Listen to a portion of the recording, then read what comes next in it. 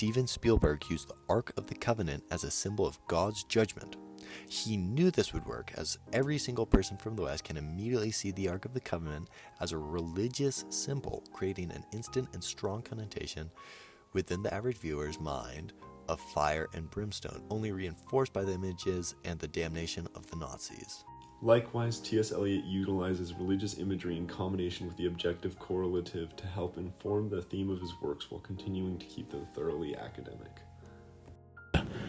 I am no prophet, and here's no great matter. I have seen the moment of my greatness flicker, and I have seen the eternal footman hold my coat and snicker, and in short I was afraid. And would it have been worth it after all, after the cups, the marmalade, the tea, among the porcelain, among some talk of you and me? Would it have been worthwhile to have bitten off the matter with a smile, to have squeezed the universe into a ball, to roll it towards some overwhelming question, to say, I am Lazarus come from the dead, come back to tell you all, I shall tell you all? Although this raises the question, how does this really help inform meaning more than any other type of imagery? In the love song of J. Alfred Prufrock, Eliot references Lazarus, writing, would it have been worthwhile to say, I am Lazarus, come from the dead, come back to tell you all, I shall tell you all? Through this simple ode to Lazarus, Eliot can create strong emotions in the reader and begin to hint at the meaning of his poems. This succinctly demonstrates Prufrock's longing to be of worth and highlights his fear that if he was important, even then he would not be able to speak his mind. Through a quick phrase, he has brought to mind the huge themes of death, redemption, and purpose that have been constantly imbued into Western society through thousands of years of Christianity. Prufrock longs to speak the truth, but fears it will get him outcast. He acknowledges that he is too timid to be like Lazarus. Through this reference, Eliot succinctly conveys so much meaning and insight while creating farther themes of death and redemption into his work. T.S. Eliot also uses other religious images, such as heaven and hell, in other poems, such as The Hollow Men. In The Hollow Men, Eliot relies on creating a clear contrast between heaven and hell to create emotion within the poem and inform its meaning. He refers heavily to Death's dream kingdom, Death's other kingdom, the dead land, the last of meeting places, and Death's twilight kingdom as references to heaven and hell. Eliot uses this to tap into our preconceived ideas of heaven and hell to facilitate his poem's purpose. Eyes I dare not meet in dreams, and death's other kingdom too, these do not appear. There the eyes are sunlight on a broken column. There is a tree swinging, and voices are in the wind, singing, more distant and more solemn than a fading star.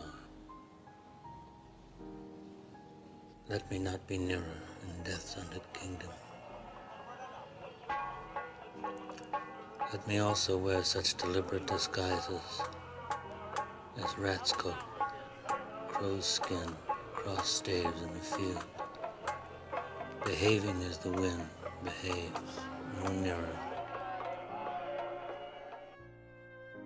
This level of saturation of Christianity in Western culture is what made T.S. Eliot so comfortable making constant references to make his points within his poems. Well, in a paper titled T.S. Eliot and the Experience of Believing a Dogma, it is highlighted that Eliot's point of view is that a society has not ceased to be Christian until it has become positively something else. In short, this allows Eliot's poems to be highly evocative of emotion while still remaining highly academic. Lips that would kiss, form prayers to broken stones. The eyes are not here, there are no eyes here in this valley of dying stars. In this hollow valley, this broken jaw of our lost kingdoms.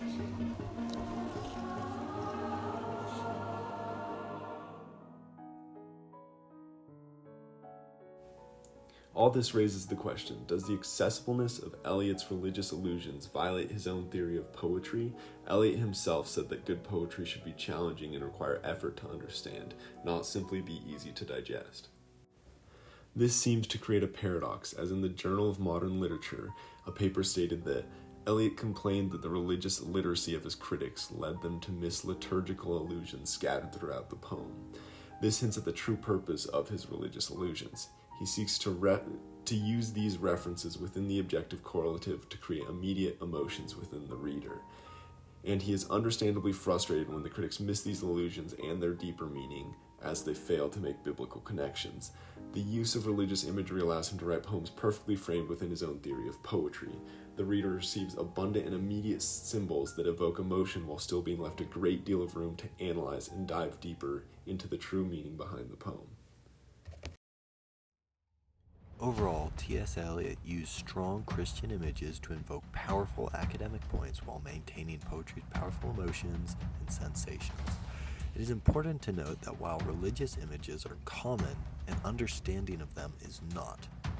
Overall, the objective correlative's use within Christian and spiritual imagery evokes strong academic points and emotional points while creating a consistent theme throughout his works and his life. You were invited to leave? Oh my god, Dad. Oh my god, oh my god. Focus, Sean. One more. Chandler Bing style. Oh my God!